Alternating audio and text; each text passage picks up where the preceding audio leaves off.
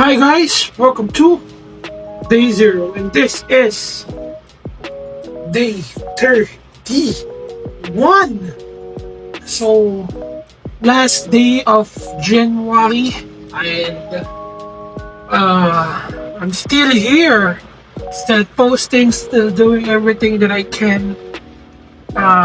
Pero siguro amin ako, nakapagod siya, dahil nakapag gusto mo na lang matulog pero hindi mo kayang magawa, diba? Kasi may sakit din naman ako eh. Sasagutin ko na yan, siguro yung sakit ko, ano ako sa mga susunod na araw. Ako ngayon kasi, diba, yun nga, pasok ng school, trabaho, gym, edit, hindi ko, tapos yung sakit ko, gigisingin ako, tapos di na ako makatulog. Yung tulog ko, 4 na oras, 5 oras. So, totally weekends lang talaga ako nakatulog. Kasi, nakakapag, di ba, kakain ako. Kasi kailangan kong, pagtapos ko kasi kumain, dapat 2 hours pa ako kailangan matulog. Kasi para bumaba yung kinain ko. Ganun kasi yung cycle ko lagi. So, kailangan ko talaga sakripisyo yung tulog ko. Pero yun nga, nakaka-drain siya, nakakapagod. Kasi wala kang rest eh, wala kang pahinga. So, ngayon na ako nakatulog ng maayos. Ano pa lang. Natulog ako kanina ng mga alas 10, nagising ako ng alas 3. Kumain, natulog ako ng 5, nagising ako ng mga 7. So, kaya na lang mag-compute lang. Yung dire-diretso na yun hanggang mamaya, hindi na ako makakatulog kasi nga yung body clock ko pang gabi na. Pero kung yan, tukin man ako, syempre matutulog ako kasi weekends naman. But, yun nga, hindi ako mag-uwiin ngayon. As I've said sa hapon, hindi ako mag-uwiin. Bukas ako mag-uwiin kasi sasakto kong February 1, which is Sunday. And, at yung mga nangyari, ito yun. So, yun. Wala kayong nakita, no? Kasi wala talaga ako clips na ngayon ko lang naalala. At, so yun. Ang oras natin ay is 9:02. Okay. Punta na ako. Punta na ako ng gym. And kailangan ko tapusin lahat. Kung nakikita nyo, meron ako 1,136. Basta yan. 1,136. May utang ako 5,500, which is kukumpletuhin ko lahat ngayon kasi na 5,600 ako, pero dapat 1,400 lang yun, pero still okay.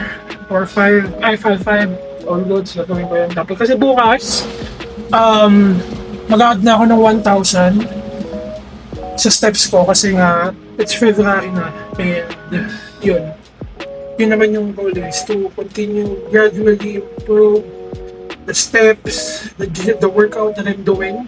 At so mag-a-add na rin ako ng bigat or mapaplas na ako ng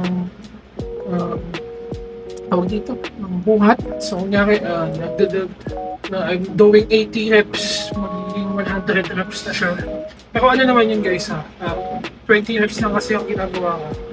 Every number ko naman yung binubuhat ko. Pero mag-add na ako ng time, so magiging 100 total na siya, yung basta 80. Tapos may march, doon ako magdadagdag ng bigat, tapos babalik siya ulit sa 20.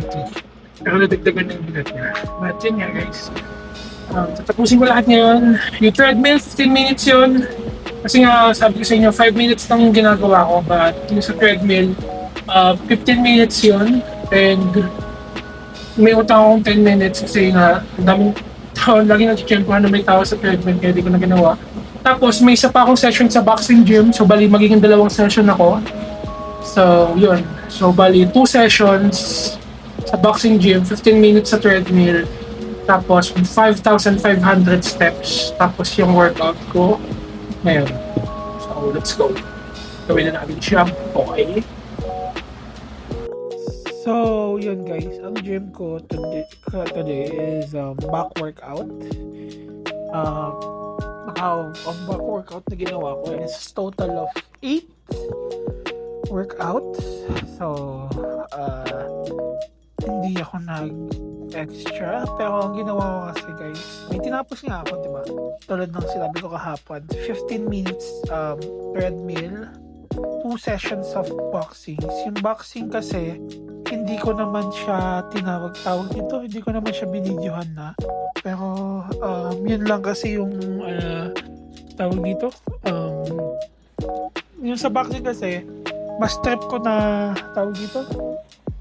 Hindi na video kasi nakikinig ako ng sound. So, ito yung last workout ko sa back. Ayan. Hindi ko kasi alam yung mga tawag eh. But, yan. At saan treadmill na ako. 13 minutes treadmill. Yan. Tapos may 15 minutes ko.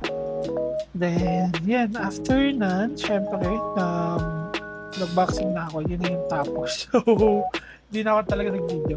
And, ito, naglakad na ako nito. So, imagine, after ko mag-workout, mag-gym, I need to still walk 4,000. So, yan.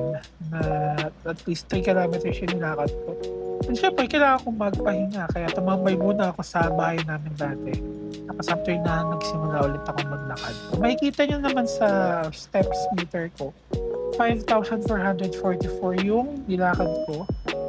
Unlike kasi kahapon na dapat 5,500 yan eh. Saktong 5 kaso hindi siya umabot eh. But 66 lang naman yung kulang eh. Naka 1,600 naman ako hapon. So, pasok pa din. So, yun guys. Please like, comment, and share. And thank you guys for watching. And stay tuned bukas kasi bukas mag-weigh in na tayo. May lang kilo ang na wala sa akin. So, thank you guys.